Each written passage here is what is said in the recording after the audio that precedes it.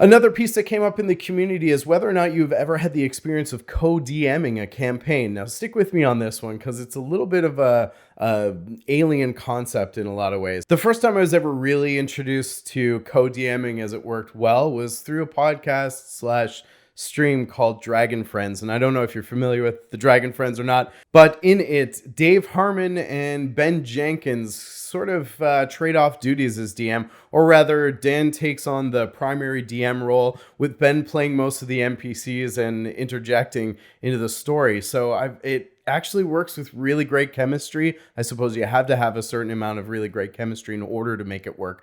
But it was a really interesting, kind of unique concept to me. So I took it to the community to see if anyone else had a similar situation or setup. We got mixed feedback based on different takes on that question. In some cases, people have had a co-DM scenario work out quite well for them, where they were actually actively running the game together. And other people took the question to mean, are you trading off the DM role through a campaign? I think both are really valid, and they opened my eyes to a bit of a different approach to how a game could or would be run in that type of scenario.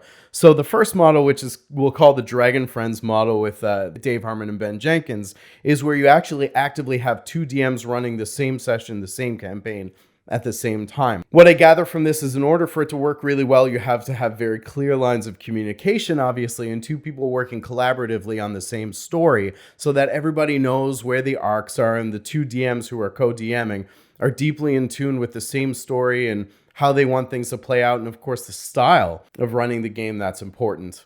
A tremendous amount of trust is obviously important there, and you have to almost establish that sense of mind reading or clairvoyance between those two co-DMs in order to make a co-DM session run and work in real time. But it's a cool concept nonetheless. Now, the other take on that question was whether or not you had DMs kind of queued up at the table to relieve one another at various points in the story or between story arcs. And how that works is you basically have a table. Let's say you have 4 or 5 players and 2 or 3 of them are DM oriented, we'll say. Then you can agree that in between story arcs or in between campaigns, you can switch off so that people who are elected into the DM's chair or volunteered or choose to be in the DM's chair for whatever the case may be, has the opportunity to duck in, duck out, and play from time to time. I'm what I would consider a lifer DM, as in I typically always DM the game. There's always a shortage of DMs, of course, and those brave souls who are willing to don the mantle of games master. But it is really nice to just be able to settle down and play once in a while. As we know, when we're building games for Dungeons and Dragons, a tremendous amount of work, planning, and blood, sweat, and tears goes into it. In my case, anyway, and most of my DMing colleagues would attest to. So it's nice to be able to just pick up a pen and focus on one character for a change instead of 100 characters and all the timelines and things that we need to keep straight in our head for consistency.